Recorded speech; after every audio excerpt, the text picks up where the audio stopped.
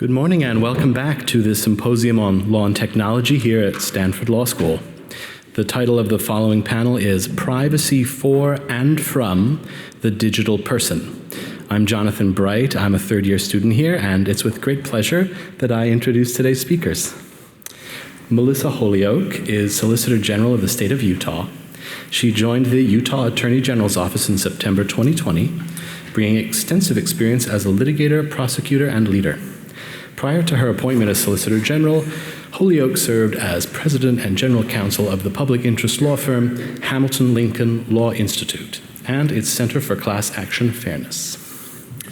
Clayton Kazinski is counsel at Lehotsky Keller. He is experienced in managing legal and regulatory frameworks and complex litigation analysis. Before joining Lehotsky Keller, Mr. Kazinski was General Counsel of the Cicero Institute, where he managed legal issues for 5 nonprofit corporations in California and Texas. Mr. Kazinski was also a member of D.E. Shaw's initial class of litigation investment analysts. Mr. Kazinski was a law clerk for Justices Anthony Kennedy and Neil Gorsuch on the Supreme Court of the United States, and Judge Brett Kavanaugh on the U.S. Court of Appeals for the D.C. Circuit. Aaron Royston is not on the stage. He was on the program, but he cannot make it today due to a COVID contact. So based on the Stanford rules, he can't be here today. Hoan is co-founder and CEO of ClearView AI, which is based in New York City and has created the next generation of facial recognition technology. ClearView AI's bias-free algorithm can accurately find any face out of 3 billion images it has collected from the public internet. It is used by law enforcement to solve crimes, including financial fraud, human trafficking, and crimes against children. A self-taught engineer, Mr. Tontat was also ranked #2 guitarist under age 16 in Australia's national Eisteddfod music competition. And lastly, Gabe Ledeen is managing counsel, privacy and product at Cruise. He has deep experience advising sophisticated technical and business leaders on privacy and issues related to artificial intelligence and machine learning. In 2019, he joined Cruise, a leader in the development of autonomous vehicle technology to build and manage the privacy and product counseling functions. Gabe began his legal career as an associate at Jones Day after clerking for Judge A. Raymond Randolph on the U.S. Court of Appeals for the D.C. Circuit. I guess that's my cue. Let me make sure this works. Good morning. Hello, everybody. Welcome, and thanks for having me here.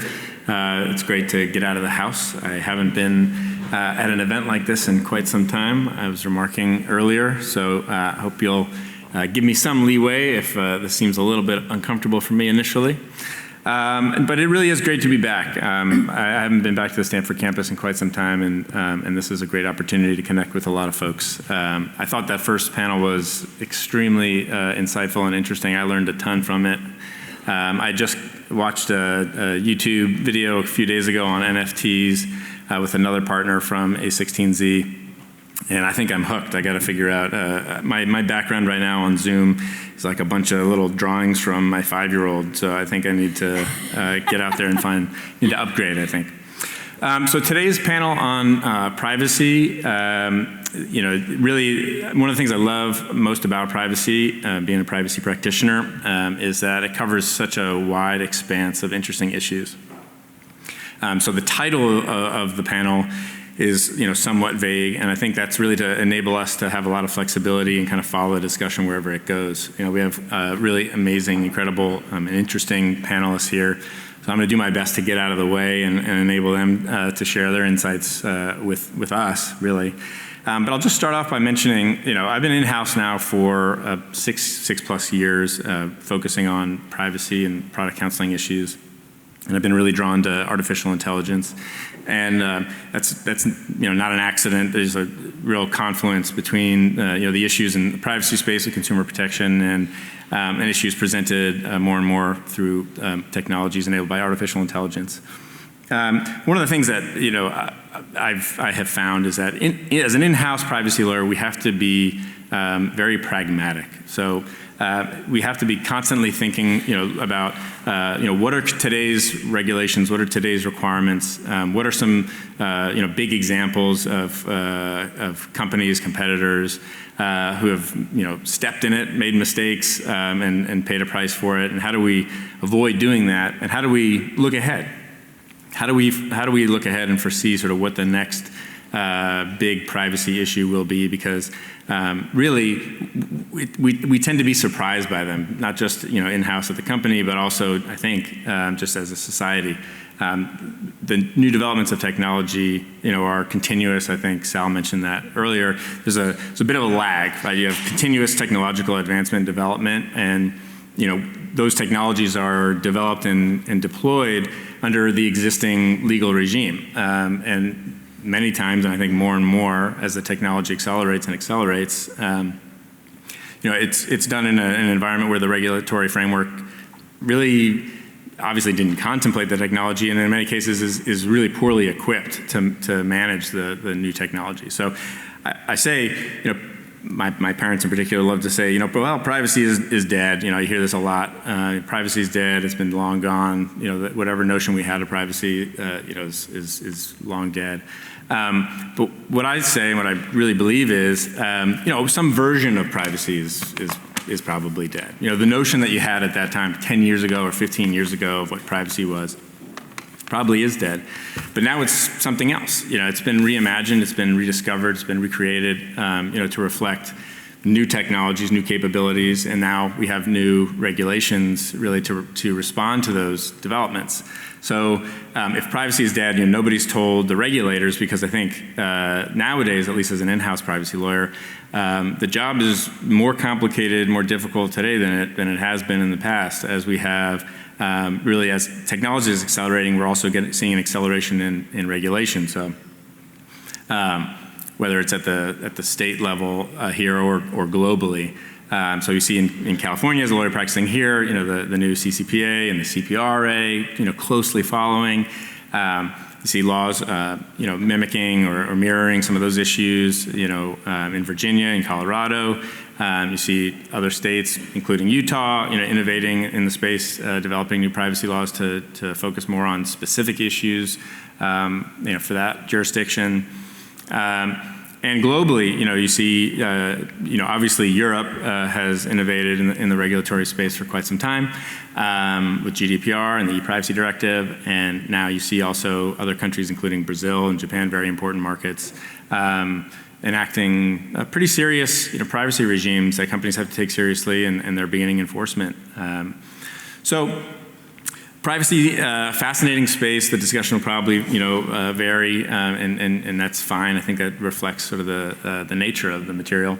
But I do want to try and focus on a couple of issues that I think are relevant for the group, including where we say privacy for and from the digital person. I think what's reflected there is this notion that on the one hand, we're concerned about privacy of the customer, privacy of individuals, privacy of individuals, and protecting them from what? And there's a notion also of the bifurcation there between safety of concerns that sometimes, and I think one of the panelists is going to talk about, at least one, probably more than one, talk about this dilemma between protecting people and protecting information from investigators, from government agencies who might be able to help remediate some of those or prevent some of those safety issues. So with that as by way of an introduction, I'd love to kick it to the panelists. The format will be, each person will talk for however long they want. I think the idea is somewhere like 8 to 10 minutes, but I think each person will talk, and then we'll have a roughly 30-minute conversation that I'll try and facilitate, and open it up for questions from all of you. So as folks are talking, hope you have a pen or a phone or a tablet or any number of other devices. Jot down your thoughts, get some questions ready for the Q&A portion at the end.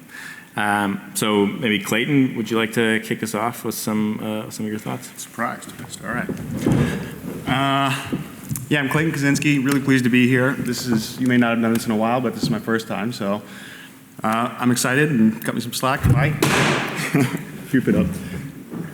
So there's this story that was going around a little while ago about how Target's advertising algorithm was able to detect that a young teenage girl was pregnant just based off of her shopping patterns, and they started sending pregnancy-related coupons to her house. So her dad, who was not in on this yet, storms into the Target one day and starts giving him the business about encouraging his young teenage daughter to have a baby. The next day, the manager calls the dad's house to apologize, and the dad picks up the phone and sort of sheepishly admits that maybe he didn't totally know what was going on under his own roof. Unfortunately, the story's not true. I looked it up before I got here. But it is a good story, and I think it makes an interesting point.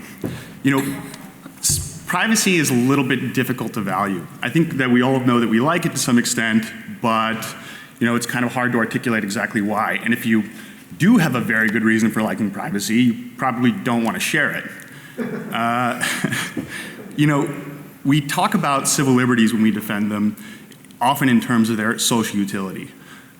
Speech, for instance, you know, it can be very dangerous and destabilizing. When Terry Jones in Florida burned a stack of Qurans in the early 2000s and put it on YouTube, people rioted in Afghanistan and people died as a result. So, you know, when speech activists are dealing with this tension, they will, you know, talk about the marketplace of ideas, the value of an open discourse to a democracy. They don't talk about how, you know, philosophically lovely it is to have a gab. They talk about the social utility of the civil liberty.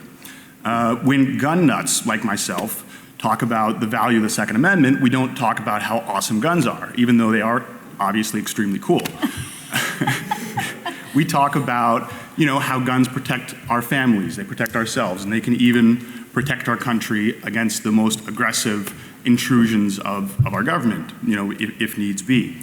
Privacy is a little bit different because, you know, it's hard to defend on terms of how it serves society. But I'm just going to come out and say it. I support privacy. I like it. I'm a privacy queen even. A maximalist maybe. But I recognize that there are tensions. And so, you know, as I've been thinking through these tensions, I've been thinking of two innovations specifically that have come to mind. One is facial recognition. And one is the legal legal innovation of geofence and search term warrants. When it comes to facial recognition, you know, I've actually had the pleasure of using extremely cutting edge, high quality facial recognition software, and I'll tell you, it's amazing. You know, imagine being able to just, you know, basically do a Google search on anybody who is walking down the street or who's sitting next to you in a plane or who shows up on your dating app. You know, it's awesome. And you get the sense as soon as you do it that it is not going anywhere. It's too powerful, it's too interesting, it's too useful, you know, it's inevitable. And I actually think that that's a good thing. You know, facial recognition by itself has a great potential for social utility versus personal intrusion. You know, for one thing, it's incredibly effective at catching what many people believe to be the worst types of criminals, pedophiles. And even outside of the sort of sphere of criminal justice, you know, it's going to revolutionize our lives as we start to implement it in a variety of different places. They already have grocery stores where you can load up your card, you can walk in, load up your card, and push it right out the door without ever taking out your wallet or interacting with the teller. And you're going to have to take my word, they hate it when you do that at a regular grocery store. It's going to be great. It's going to be a great new world. If police don't want to catch looters, the grocery store could just send them a bill. But, you know, of course we do have to draw lines. I would very much like to avoid a situation where the government can track our every move just, you know, based on surveillance equipment that is coupled with facial recognition. And the idea of it just kind of creeps me out. It gives me the heebie-jeebies. And if you think that sounds far-fetched, well, they are already doing this in China and even, you know, our cousins in the United Kingdom. So it can happen if we let it. On the legal innovation, the geofence warrants and the search history warrants. Location warrants allow police to demand that tech companies hand over cell phone app location data of a certain place at a certain time. Search term history warrants, they allow police to get a comprehensive record of everybody who has looked up a specific key term. Now, I actually think that the geofence warrants are okay, the location warrants are okay. So, to give you an example, let's say a guy is shot at a gas station up the street at 2 a.m., and that's all the police know. They can go to the tech companies and they can demand that the tech companies hand over all of the app location data that they have from, say, 1 a.m. to 3 a.m. for that place. It's a narrow, it's a narrow location over a narrow period of time. The keyword warrants, I think, are kind of a different thing altogether. I'll give you an example of how these work from the real world. So earlier this year, police arrested quintessential Florida man, Michael Williams, for witness intimidation after they discovered that he had set fire to a witness's car. They initially became suspicious of him when his name showed up on a short list of people who had looked up the witness's address in the period of time leading up to the crime. Their suspicion was not diminished when they found out that he had also looked up where to buy a .50 caliber machine gun, countries that don't have extradition to the United States, and perhaps most damningly of all, several instances of looking up the term witness intimidation. Well, I have to admit, I'm kind of curious to see the WikiHow on that now that we talk about it. I'm glad they caught Michael. He seems like a bad guy. But I'm still not totally comfortable with this being in the arsenal of investigators and prosecutors. And if I had to think about a thread that runs through my intuitions on all of this, I'd call it the superhero test. On the one hand, you have things that, technological innovations that make the things that we can already do easier. And on the other hand, you have technological innovations that basically give us superpowers. And if, believe it or not, I would argue that this same intuition is already reflected in Supreme Court's Fourth Amendment jurisprudence in cases like Kylo and Carpenter and Riley and a few others. Facial recognition, it's powerful, but it's not magic. If police have a picture of you committing a crime, they can distribute it around, they can find somebody to ID you. That's a classic police tool. And in fact, given how unreliable witness identifications are, I think this is actually really a step in the right direction. It's a different thing when we give police the power to track pretty much anybody anywhere in a city center with no more effort than pushing a single button. To me, that's a superpower. Geofence warrants, the location warrants, it's not magic. If you had somebody who witnessed a crime, you could get the same information. If police saw a crime, you can get the same information. It's information about who was at a specific location at a specific time. It's powerful. It has a lot of social utility, but it's not magic. And I think that the extent to which it invades into our privacy is not that significant.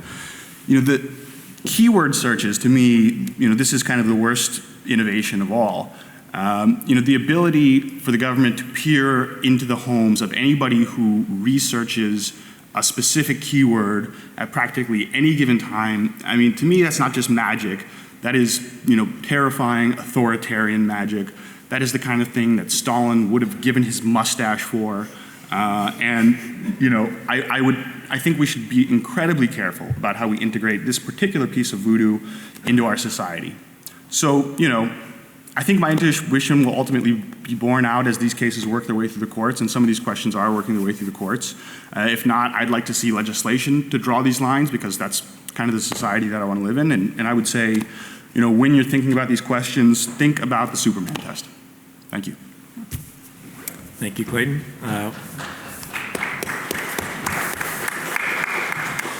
Juan? Hi, my name is Juan Tontat. I'm the CEO and co-founder of ClearView AI. Thanks for having me here. It's an honor to be at the Federalist Society. I thought my first university speech would be at a computer science thing. So, it's what we do. There's a few misconceptions about facial recognition in general, mainly because of what you see in the movies. It's not a real-time thing the way ClearView AI deploys it. So typically an investigator, they have a photo from surveillance of someone they cannot identify. So one example was Homeland Security in 2019 they had a photo of an adult man in the background of a child abuse video. And this person was abusing a 6-year-old girl and selling it online.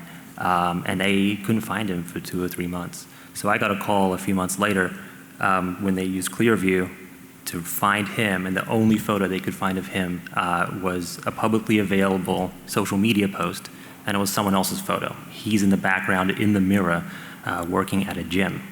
So given that clue, which is the only thing we had in our database at the time, they were able to go down to the gym owner, ask him, hey, who's this person? They didn't give out information. They eventually got it when they realized the severity of the crime. He's now doing 35 years in jail, and they could save a 6-year-old girl.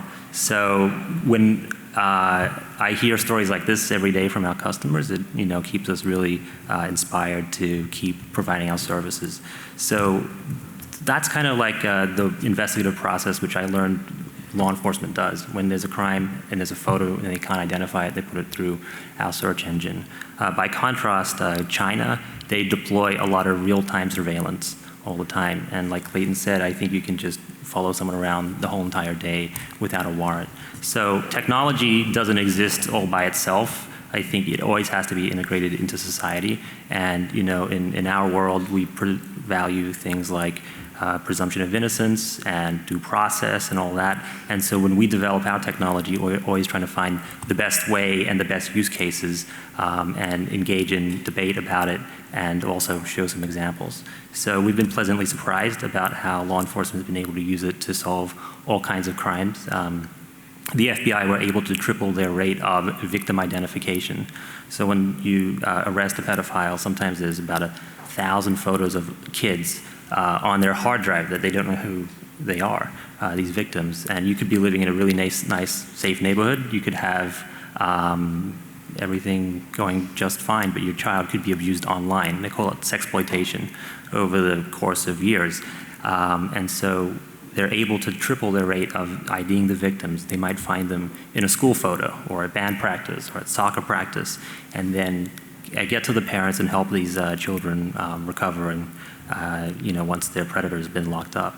So yeah, it's been really interesting kind of having a sneak peek behind the scenes in terms of how this technology is actually used. And we're always engaging with other people to find the best kind of regulation around it because it's really powerful. But I truly believe that this technology is going to be a very big enabler of safety in the coming years. Because I think any society needs the ability to identify someone, good actors, bad actors, and things like that in order to stay safe. So I guess thanks for having me on the panel. Thank you.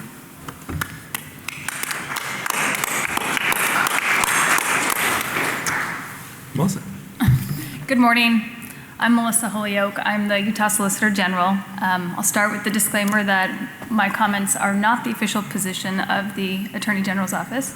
Unless you think I'm brilliant, then yes, they are. But so why is the Solicitor General here? Well, I oversee criminal appeals, civil appeals, our constitutional defense, but also our antitrust and our data breach privacy enforcement division. We have one of the first generation laws, the Personal Information Act, and it's really designed to penalize the lack of sufficient security measures or people that just don't get rid of obsolete databases or wipe old computers. But it's the definition of personal information is someone's first, last name, plus a social security number, financial account, credit card. So it is really a first generation data breach privacy law. We don't require any notification. So oftentimes we learn about this from a complaining customer or because of our cooperation on the NAG task force. NAG is the National Association of Attorneys Generals, and we work with them on multi-state investigations and lawsuits. And this becomes important because states, there really is a patchwork of regimes out there.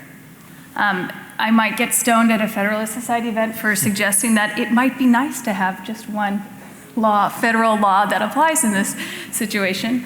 I am a big proponent of states as laboratories and creating state laws, but it is very difficult for companies to navigate around this patchwork of competing regimes.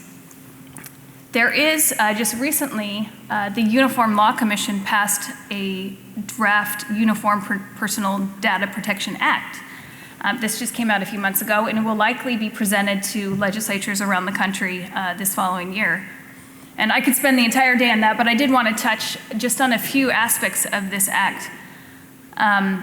It's different. It's not just data breach. It's about data subjects' personal data use and how that's obtained, online interactions, and how companies will use that data and obligations around that. It specifically departs from many US laws, including in the prefatory note, it says that this is trying to avoid the regulatory costs and compliance costs associated with the California and Virginia regimes, which are quite difficult, as some industry experts would say. What's interesting is that there is a definition for sensitive data, and it includes race and ethnic, gender, citizenship, immigration, real-time geolocation, criminal record, or genetic sequencing information. And so for this data, it requires that the user actually have written opt-in consent for the company to use it in any incompatible way. And so incompatible is defined as anything that's not compatible.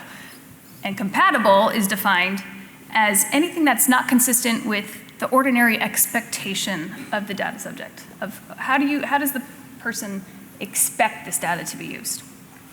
What's also very interesting about this Uniform Act is it doesn't cover publicly available information, but how they define that publicly available information is information on websites even where there is restricted access, if the information is available to a broad audience. And what is a broad audience? That's going to, all these are going to be all good questions if these acts get passed in certain states.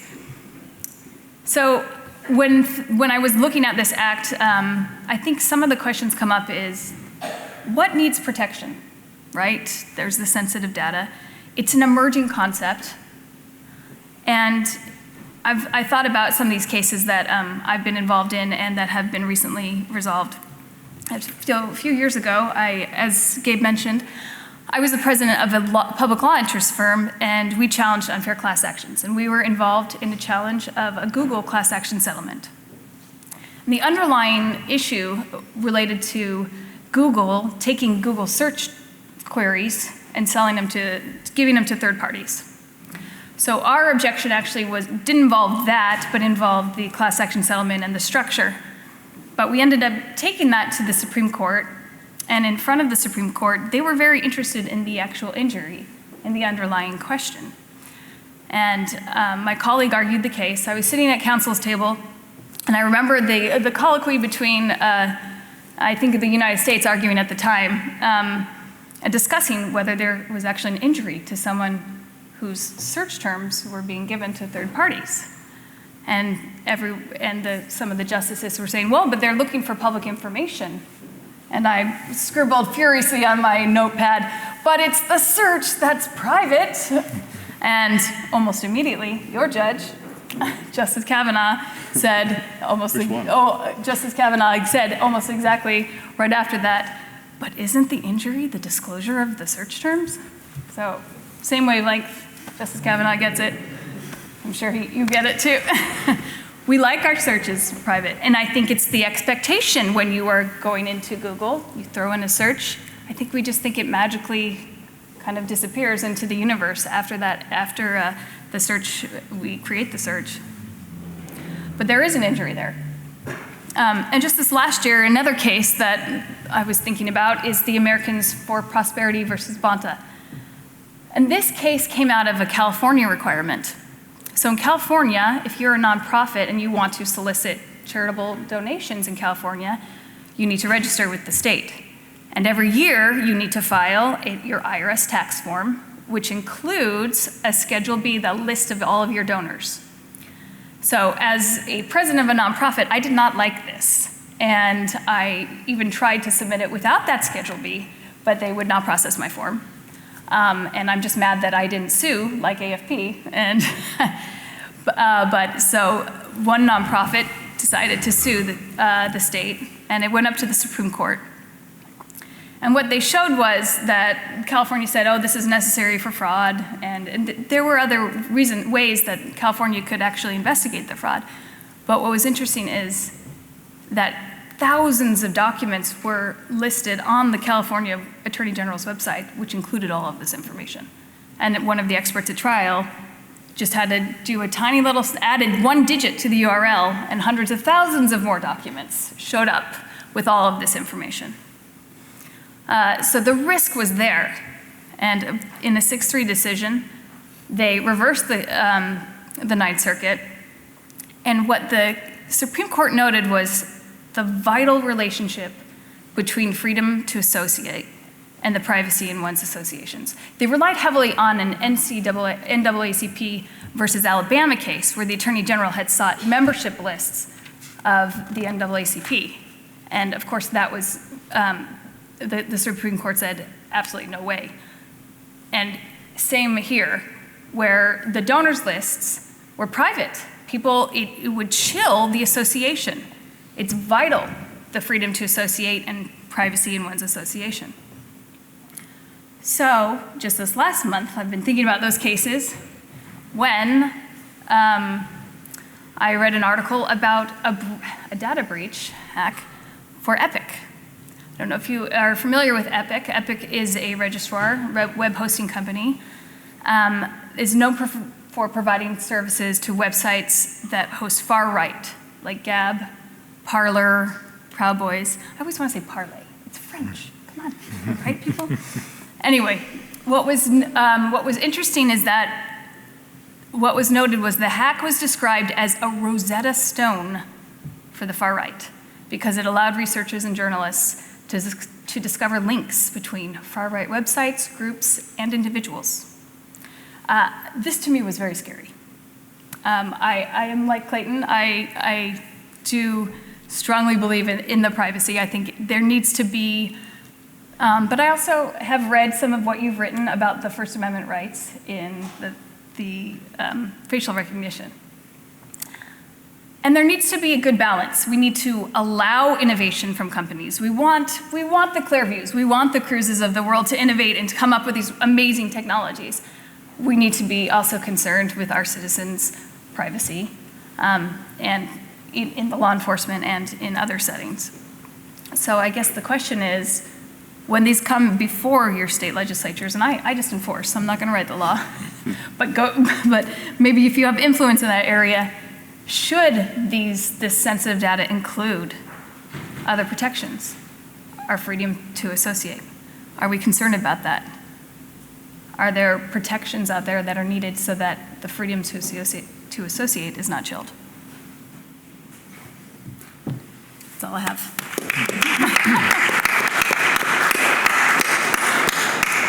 Thank you. So I'd like to pick up actually right where you left off, Melissa, with the connection between freedom of association and privacy. I think I see a path to segue there into the facial recognition context, which is the context of protests, right? So in a way, I think political protests or social protests sort of epitomizes this notion of freedom of association, right? You're coming together with other citizens, with other members of your community to express a concern about a topic that's affecting everyone.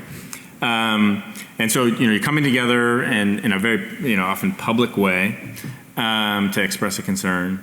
And it's over the last year and a half, we've seen some of these kinds of protests. There have then been raised a number of concerns about the use of surveillance technology to identify people who have participated in those protests. Not necessarily because people have been trying to hide their identities by wearing masks or taking other measures, but simply because I think historically we haven't gone out of our way. We haven't taken significant efforts to identify, for example, hundreds or thousands of people by person, by name, who have participated in a protest. And this isn't a partisan issue. You can take the two obvious examples are January 6th and some of the Black Lives Matter protests, right? You could frame that as two very different opposite ends of the spectrum, or different populations, different groups, voicing different kinds of concerns, but both, interestingly, raising concerns about encroachment on their privacy, in particular by law enforcement trying to identify members of, who have been participating there. So I'm curious about your thoughts there. Do you think that's a significant risk today? Do you think that rises to a level of serious concern? And move down the line here to see what you think about when you can feel free, and I would encourage you to layer on the facial recognition technology, right? Where not only do you have surveillance cameras operating often in public spaces now, almost ubiquitous in some cities, then you layer on the capability to use facial recognition software to identify people who are participating in those protests, some of whom may have criminal backgrounds, but many of them don't. Just regular citizens gathering together. Oh, I think that scares me. I think there is a distinction between using facial recognition software after the fact and live scan, whereas there is capability out there as in real time to be able to recognize faces, and that seems very scary, especially on a protest. On the facial recognition end, we do have a law in Utah that it does throw up some guardrails for our law enforcement. Particularly the technology that they're using, that it's not antiquated, so that it will have good results. And also some accountability. What is this being used for? So I can understand in protests in general, why do you need to use that for facial recognition for protest? Absolutely, you do not have a reason, unless it extends beyond that and there is a crime that is committed.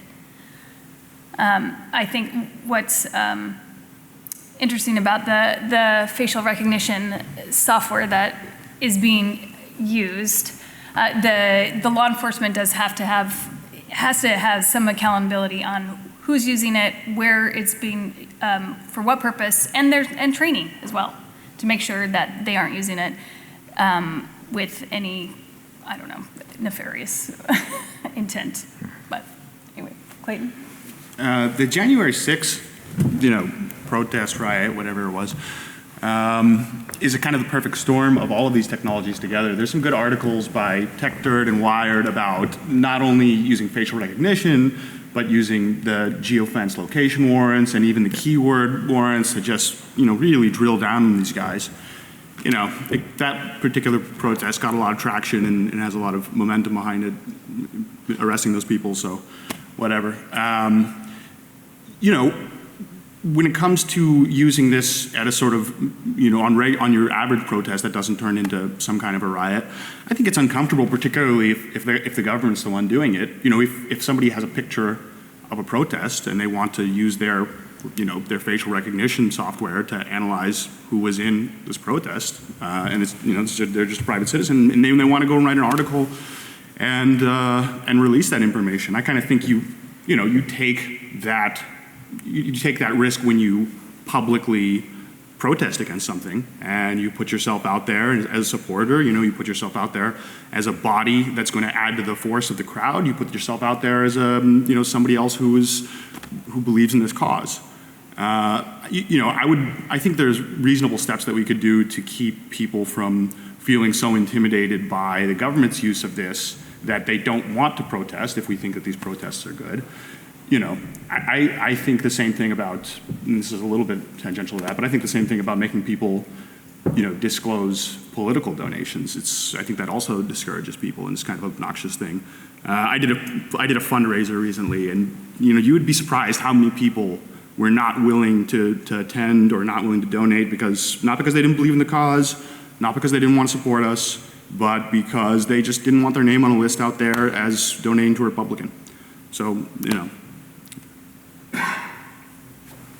Yeah, I think it's a really important issue, especially when everyone's learning how this technology can be used. At ClearView AI, we don't want this to be used on any kind of peaceful protest, left wing, right wing, at all.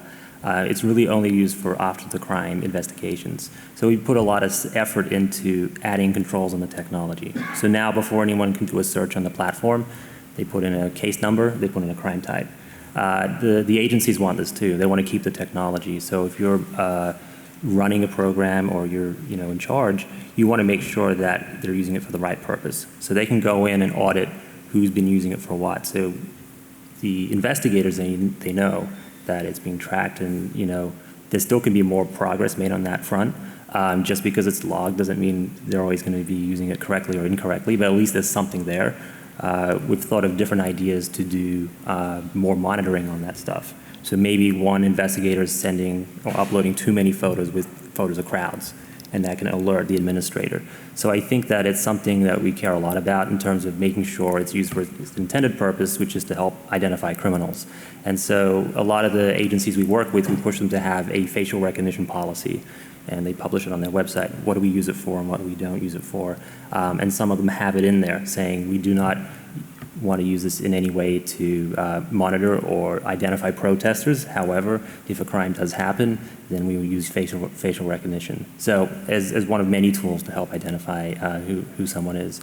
I think we definitely are not, as a society, interested in anything like China and what they do for monitoring Uyghurs over there, where there's just no due process whatsoever. And I think that as we learn more about it, we can really get the best out of technology, which is some of the stories I shared with you before. When you're able to identify, child predators like that or money launderers, we were also used for the January 6th insurrection. So many of these agencies could identify the rioters immediately. And I think that kind of showed, we had a lot of criticism from others, but it helped show another side to facial recognition where a lot of people come around on the issue in terms of, because that was such a big event. And it was something, instead of going through hours of footage or going through the tip lines, they were able to identify people right away. So I think as we learn more about the technology and, as a society, what's acceptable and what's not, I think people can understand the really good use cases of it, and then we can be super proactive in terms of preventing any kind of misuse. Because I do think freedom of association is really important, freedom of speech is really important, and you should be able to go to a protest and not have any kind of worry or concern there. Thank you. Thank you. Hoan, I'll stick with you for a moment. So, the previous panel was talking about, regulations and opportunities, and about, how in some cases the more difficult it is to break in, the more complicated a regulatory framework is, the greater the potential returns. I'm curious, facial recognition as a concept isn't new, and in fact is already regulated in certain jurisdictions, including in the United States. When you were developing your technology and your initial product, was that something that was specifically in mind for you? Was that were you how much of an issue was that upfront for you of having to wrestle with those regimes and requirements? Yeah, it's a great question. I'm a technologist by background, not a lawyer, so I wasn't, reading Supreme Court briefs and things like that. I was aware of certain cases around data scraping, like LinkedIn versus HiQ, and so we were always also thinking about the appropriate use. So even before anyone knew about ClearView AI, there were administrators for each agency where they could go through and audit things. And we were always focused on, law enforcement and security purposes to solve crime. So we had a mind about it. And then what made us different in the marketplace was we were able to collect, and that's now over 10 billion photos with faces in this database, and they're all publicly available. So this is stuff that other people have posted voluntarily online. It could be a mugshot site or it could be news websites. And it's also very accurate. So it can pick out a face out of 10 billion faces super accurately. So for law enforcement, it was huge. They were able to take that, and when we gave it to one agency when they started, they said, come back. And I came back in 2 weeks. And they had 20 leads on identity theft cases where people stealing an identity, going to it, then get a replacement debit card or cash out a check, and they were able to steal other people's money. That case ended up with $35 million in fraud recovered. And then the next week, they came back and said, check this out, we arrested a pedophile who was going to a 12-year-old girl online and suggesting they have sex. So it was kind of amazing, but what made us different, again, is the data set we have. A lot of these other providers didn't have any, and it does bring up kind of issues regarding data privacy and collection. And the other part that kind of gets people is like it's all publicly available. This is stuff that people have voluntarily posted online at one point or another. And I think that's the part that is kind of counterintuitive for people. There's not a database of private information. The amount of information on the internet that people are posting all the time is just ginormous. And so, yeah, we're always thinking about the right kind of regulation and a kind of approach to things. There's an interesting story recently. I think it was some state where they accidentally publicized all the social security numbers and names of people. And the response on Twitter and the media was like, oh, these guys are idiots. It's publicly available now. You know, a little different from ClearView AI because, you know, we had initially, I think, a pretty negative reaction, but we've been able to show people the positive use cases, like the January 6th Capitol riots and others. And I feel that people are coming around now to, it's here to stay. Governments need it, you know, banking institutions need it, people need it for identification and safety. And what kind of regulations and methods do we want to use it? Do we want to use it after the fact, or do you want to use it real time? Especially when you look to countries like China, who are just deploying it rapidly, not just in China, but now in other parts of the world. Great. You mentioned accuracy, and it seems to me that in the case of, you know, law enforcement uses of face rec, accuracy can be, you know, maybe the most important issue, given the potential impact on somebody of being incorrectly identified. Is that, how do you think about accuracy? Like, how do you think about what level of accuracy is enough? Yeah, I think there needs to be, you know, high standards of accuracy. So when facial recognition came out a long time ago, I guess Facebook, you tag your friends. You only have to be accurate out of 1,000, 2,000 friends, or however many you had, right? With the iPhone, it's only one-on-one matching, so you don't have to be there. So we've done some tests that show over 99.6% accuracy on 1 out of 1 million search. And when we've got it working, it's kind of amazing. The more data we add to the system, the better it is. So I think that's one part of it, but people have to keep in mind that it's not, I don't really believe in automated decision-making, right? So when a result comes back, you still have to click the link and find the name of the person. It's the beginning of an investigation. And I think that it's just philosophically, we should always be in control of our technology. And I think that's the real fear that people have, is that technology is automatically making decisions for us. I don't think we want to live in that kind of world either. So certain things we've done, other facial recognition technology would have a percentage match score, 99%, 98%. We actually removed that. So the investigator has to do his work to do it. And I think training is a major part of that too, right? Training people on how to make sure that they are using the data appropriately, that they get more than just a match on facial recognition to make an arrest. Right, so a lot of these cases, sometimes the guy in the background in the mirror, there's no name associated with them. The investigator has to go then and do his work there. So I think that there's always corroborating evidence. So we don't recommend facial recognition match scores or anything like that to be used as evidence in court. You can compare that to eyewitness testimony, which is actually possible to use. So I think that's how we're trying to be careful about how it's deployed, and go from there.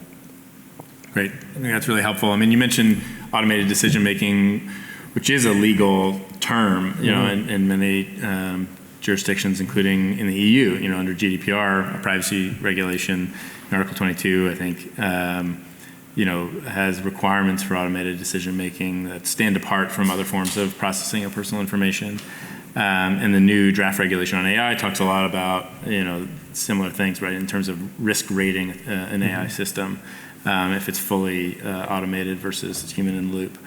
Yeah. And I'll just mention that my prosecutors would tell you, I think that's one of the biggest misnomers with this, that it just leads automatically to arrest. It's just it's a tool, it's a lead, and you would be remiss to, like, you have to still prove X, Y, and Z even to make an arrest. So It's similar to, you have a photograph and you're taking it door to door. It just speeds up that process.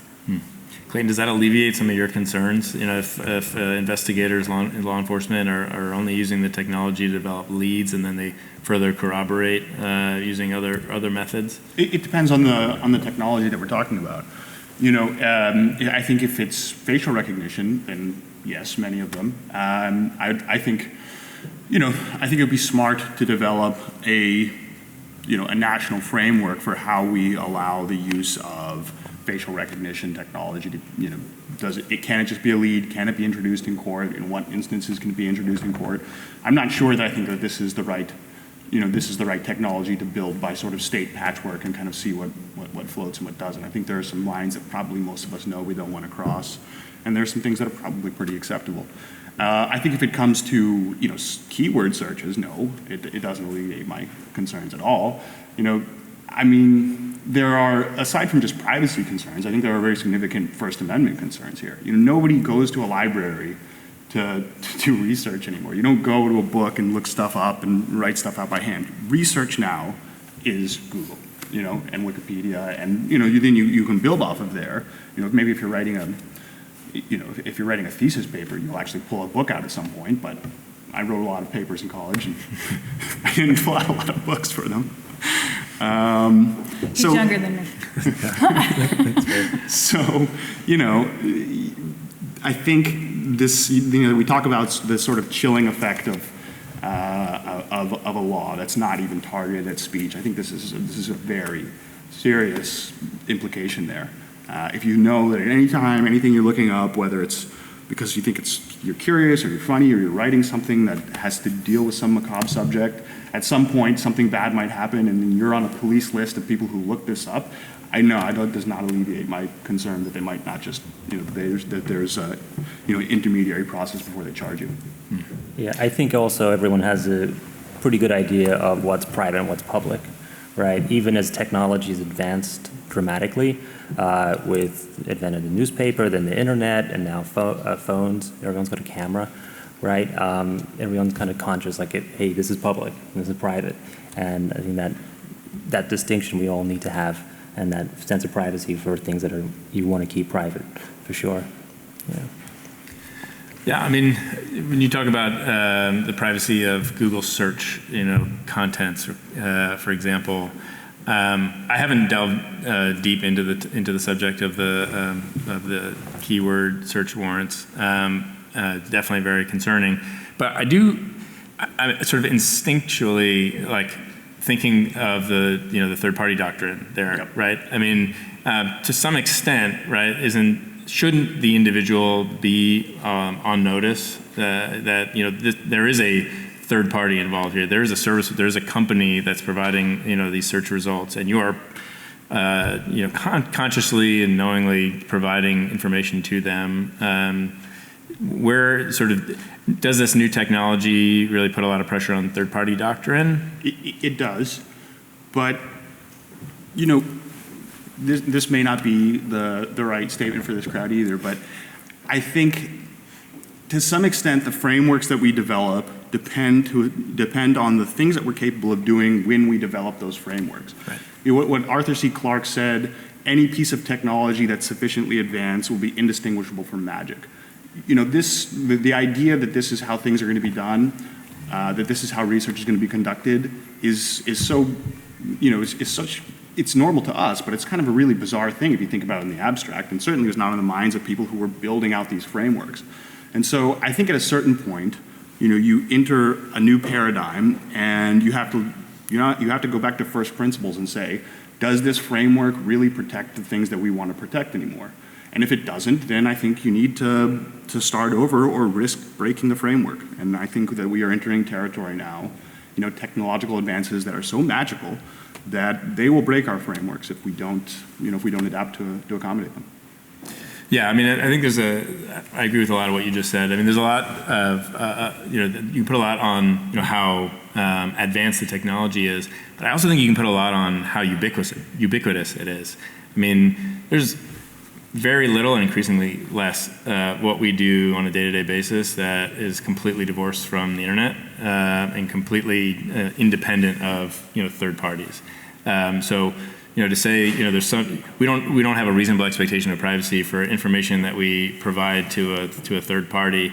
Essentially, to me, these days seems a lot like we shouldn't have a reasonable expectation of privacy really in anything because there's virtually always a third party involved nowadays. Which brings me, which raises for me the topic of Utah's law. Setting a higher bar or higher standard for law enforcement seeking information about customers from third parties.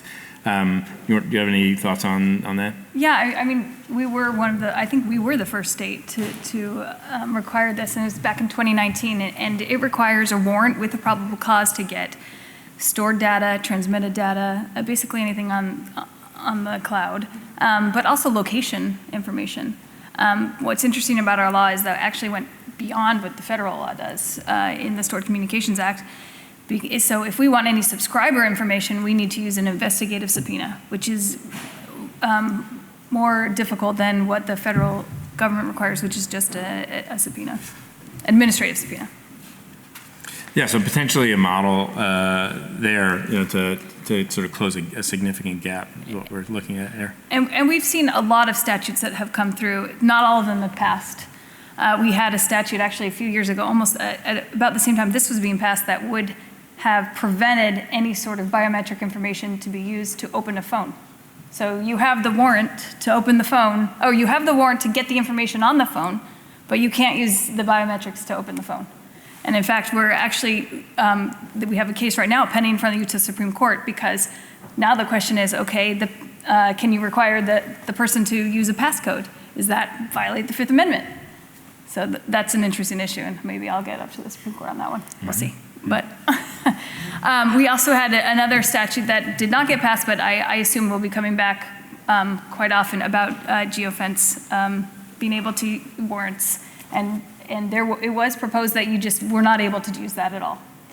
I think we have really good practices and use best practices in this area in terms of requiring multiple steps and what you have to prove. The first one being it's anonymized completely. Like, so at your gas station example, 1 in the morning, you'd still have anonymous data, and then you would, let's say there were 5 or 6 people there, but we know that the defendant or the alleged person, criminal, was there at 5 minutes before the crime and left 5 minutes after.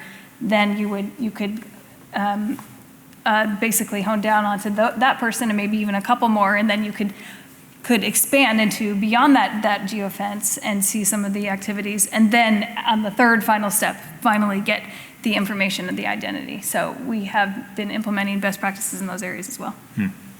So sort of a compromise solution where you don't ban the technology altogether or ban law enforcement use of it, but you create a more robust framework recognizing the sensitivity.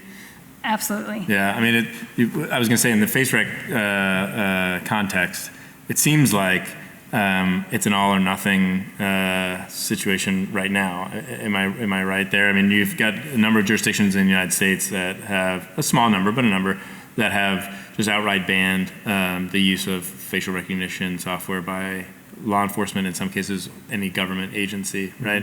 And then most other jurisdictions are relatively, if not totally, silent on the subject. Yeah, it's still a new area. I think there's 4 states that have biometric regulation. So there's fingerprints, facial recognition.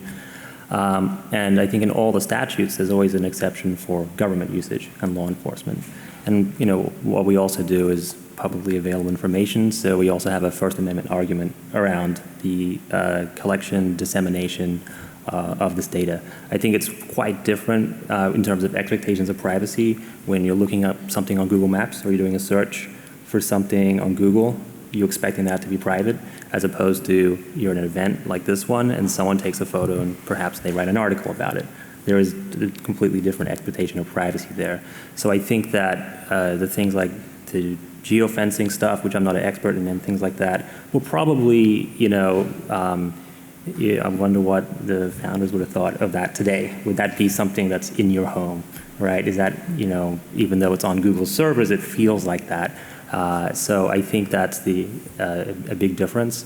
But nevertheless, law enforcement has been able to use those tools very, very effectively as well in order to track people down. And so it's a really interesting question. And for facial recognition, faces are also a public thing. When we're out in public, that's how we recognize each other. And we're born to recognize faces. So I kind of put it in a different category. And I think people who are really concerned about privacy kind of fall into two camps. One, just people who care about privacy, and two, people who are really worried about law enforcement abuses, right? And when there's people that have concerns, or it's about law enforcement abuse, I think there's just stronger controls you put in place, stronger regulations that can kind of soften that. Yeah, I mean, I've heard that framing before, and I think it's a useful one to consider. What are, customer expectations, right?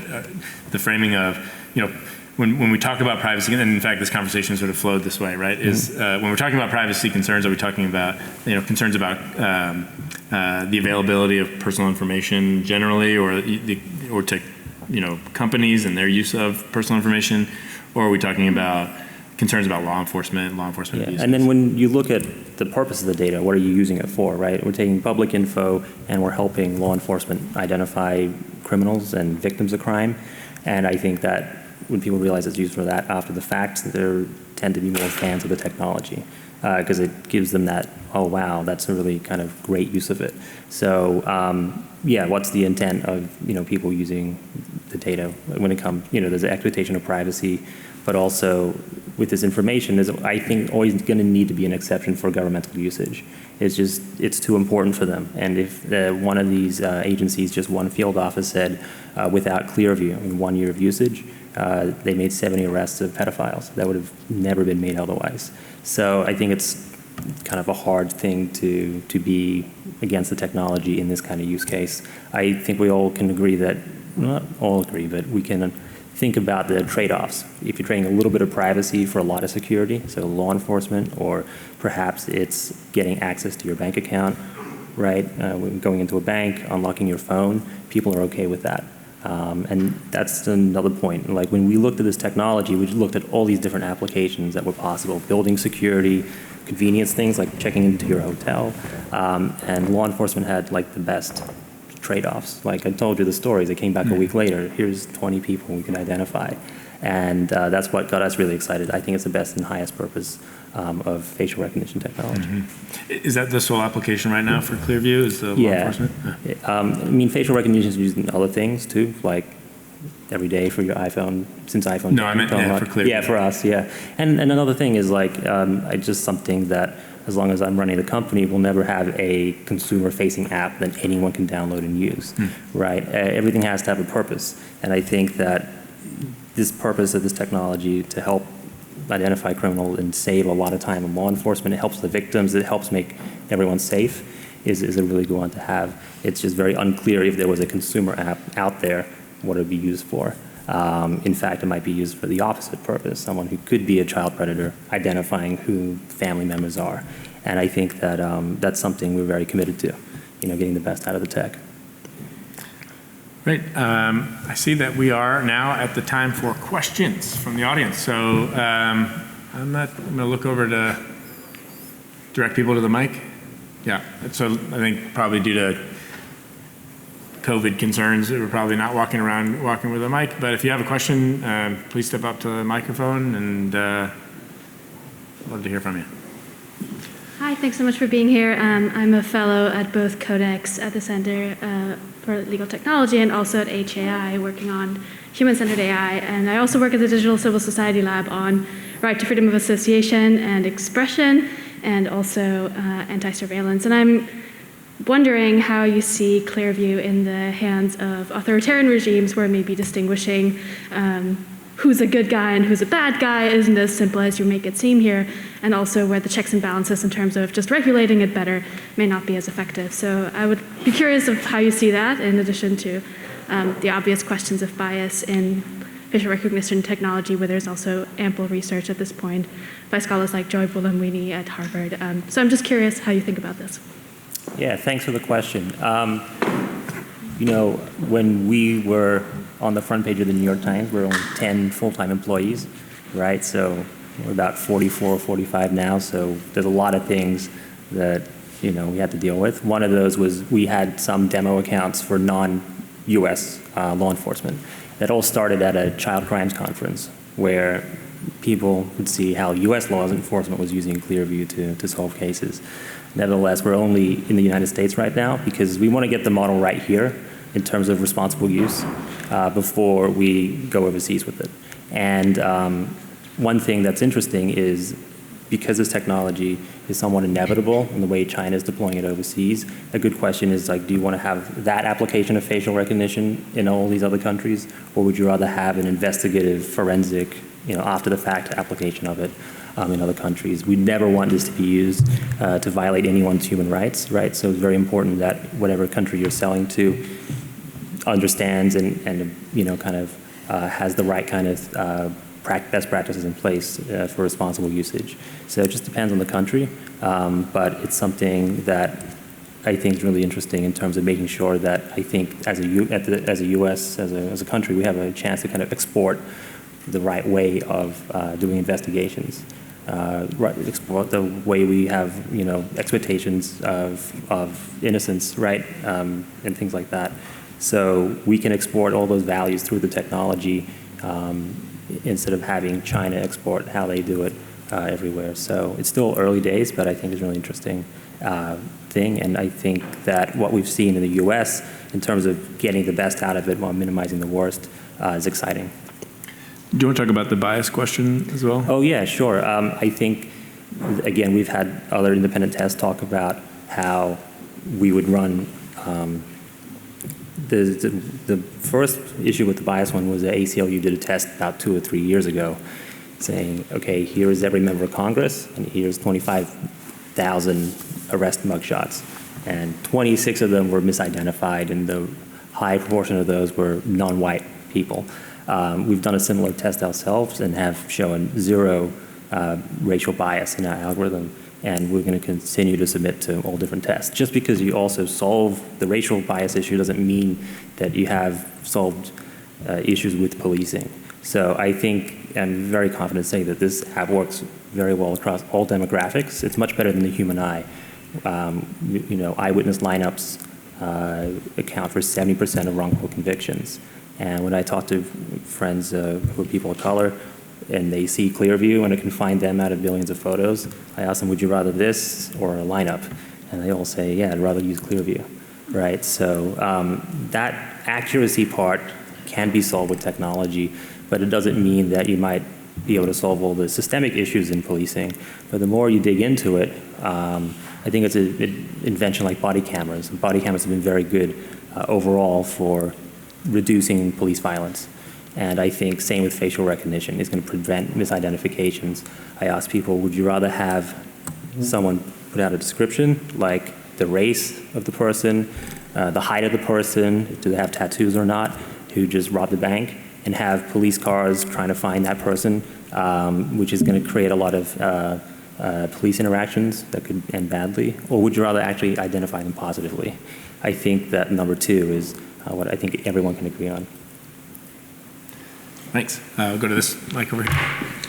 Hello, my name's Afi Blackshear. I'm a 2L at the law school, and I'd say I'm a privacy nerd, so I've quite a few questions, but I think I'm primarily wondering about primarily Clayton and Hoan, your conceptions of privacy, especially with this facial recognition technology. Does it only extend to how law enforcement might use this? Clayton, you started this off talking about the awesome utility that this facial recognition can have when it comes to dating apps. I can search people, or I don't know my dating apps, people I'm walking down the street. These sound like some more substantial privacy issues that I'm more concerned with than law enforcement, particularly when, especially if we're talking about January 6th, the law enforcement doesn't really need facial recognition technology. They have, I think, for most of the criminals that they found from the criminal activity from January 6th was from cell phone data. That's much more robust and accurate from my understanding. So I'm just curious where your line of privacy starts and stops, And what are the reasonable steps that law enforcement, and also just if it gets out of law enforcement into consumer hands, what do those reasonable steps look like to preserve the privacy that a lot of us are concerned about, while also being able to search people I'm dating? I don't know. I am waiting eagerly for the private use facial recognition app. I mean, I'll tell you this, I'll make a bet right now. I think 10, maybe 15 years tops, we will all be carrying this technology in our pockets. I don't know, I'm old enough to remember the first time that I used Google, which maybe some people are and some people aren't here. But, as soon as you did it, you just knew, oh yeah, like this is the future, this is it, it's happening.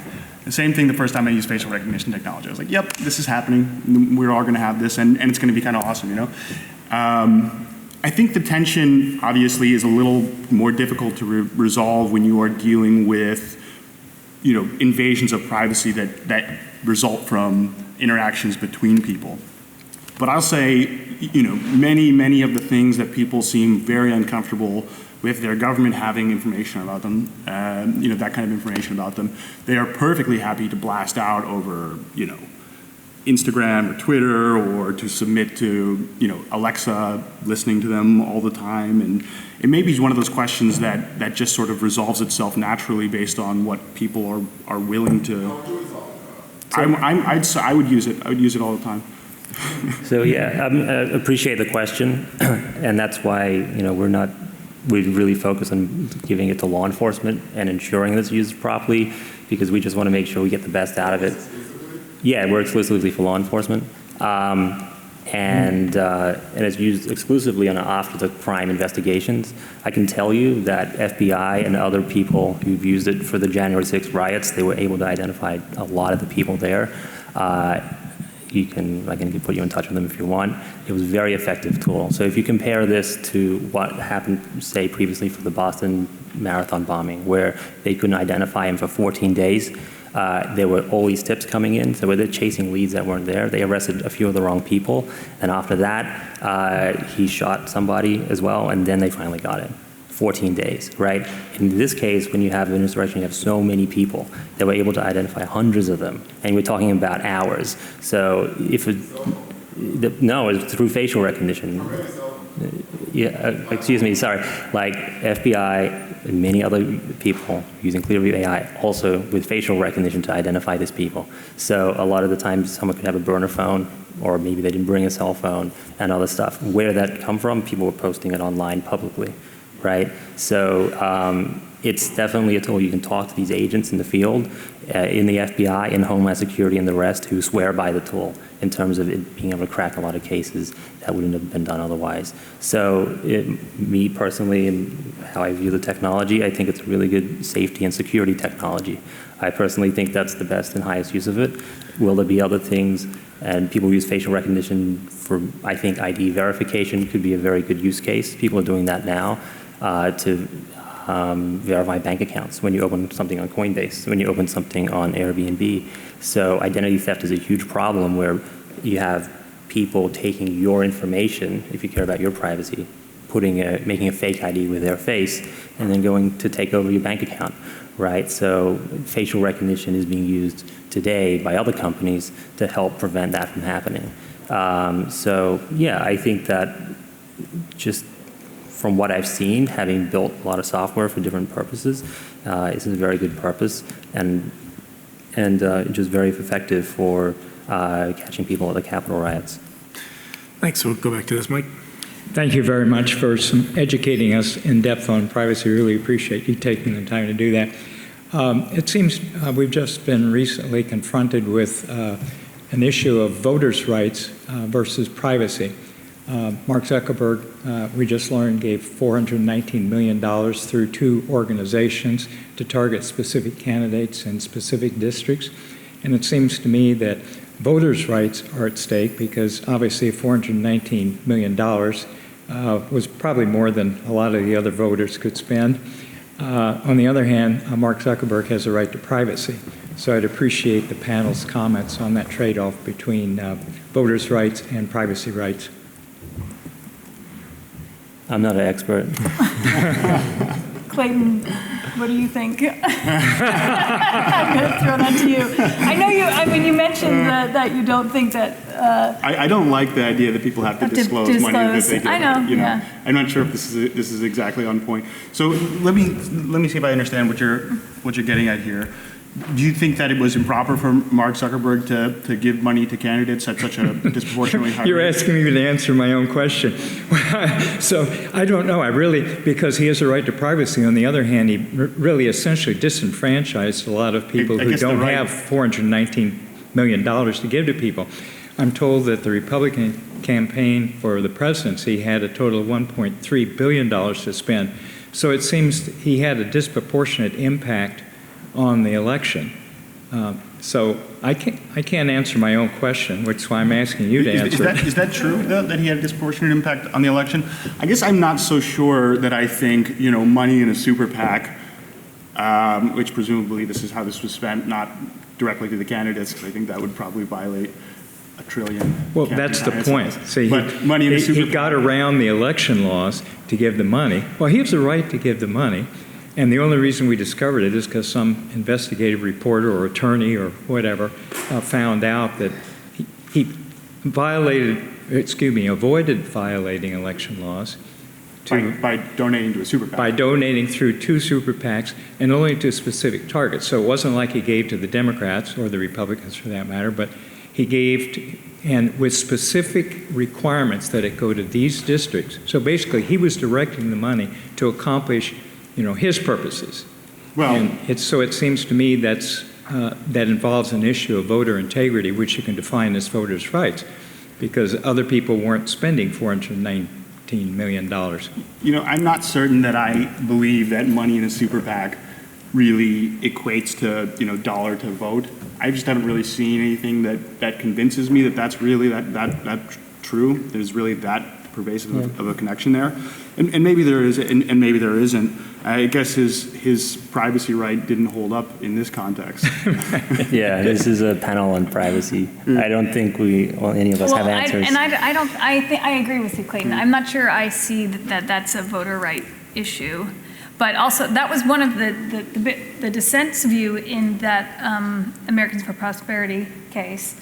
That's what they were concerned with. They were very concerned with these PACs and the ability to donate large amounts of money. And I just don't have that concern. Yeah, I think the way I'd answer that is that privacy comes up in now virtually every context, including elections. And so the privacy rights and the degree to which an individual may have them or assert them depends on the other issues that are involved in the case. So in this case, there's quite a lot of precedent now in terms of trying to balance these issues of voters' rights and freedom of association and privacy in this space versus the public's need to know and have transparency on these types of large donations to avoid manipulation and things like that. So very complicated. I think it's one of the most complicated issues that we have today. So thanks for raising it. Appreciate it. I have time for one last question on this mic. Hi, my name is Siranush Babahanova. I'm a biophysics PhD student, and I'm wondering about your opinion about, I'm going to talk about DNA, but not in the sense of personal genomes, but rather new organisms or organisms that can be used as bioweapons. So bioweapons were banned during Nixon administration because it was too easy to make them. If in case of nuclear weapons, you can use satellite data to see which country is organizing a production of enriched uranium, let's say.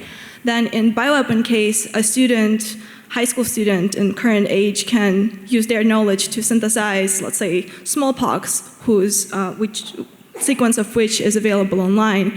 And in fact, in 2017, Canadian team showed that with $100,000 without specialist knowledge, they can revive horsepox, which is an analog, also extremely dangerous, and basically can't spread it, but they, of course, destroyed it. It was just like a proof of principle that we can do this.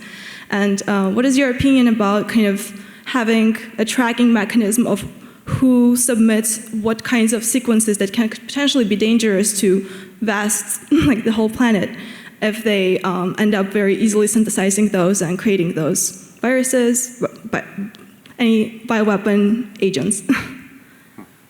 So is the question specifically about? Freedom of speech within the, like, looking up what dangerous sequences are there or synthesizing them and having some sort of organization that monitors what sequences are submitted to synthesizing companies to be synthesized in order to be engineered into organisms that can be used as bioweapons, which is very easy. I think that's an interesting question. I don't know how easy it would be. If I looked at it, it would just look like a different language. I would have no idea what it means.